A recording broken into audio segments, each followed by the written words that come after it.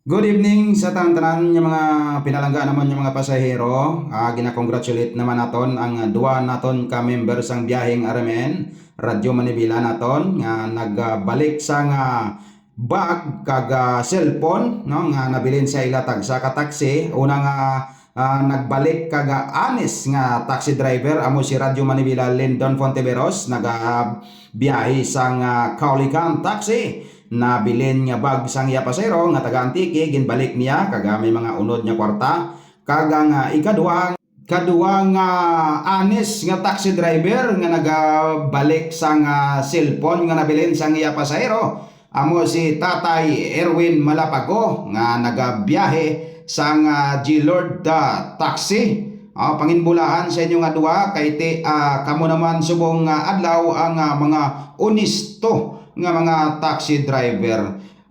Nagapakita lang nga ang mga taxi driver sa siyudad sang Iloilo hindi lang diri sa maya membro sa nga biyahe nga Aramen Radyo Manibila kundi sa pangkabilugan nga madamo mangyapon ng mga nagabalik kag mga onisto nga mga taxi driver.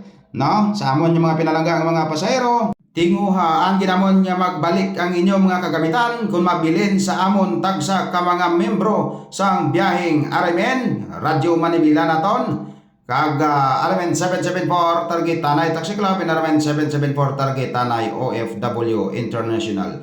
Sa liwat, congratulations sa inyong duha Radyo Manibila Lindon Fonteveros and Radyo Manibila Tatay Erwin Malapago. Mabuhay ang biyaheng Aramen!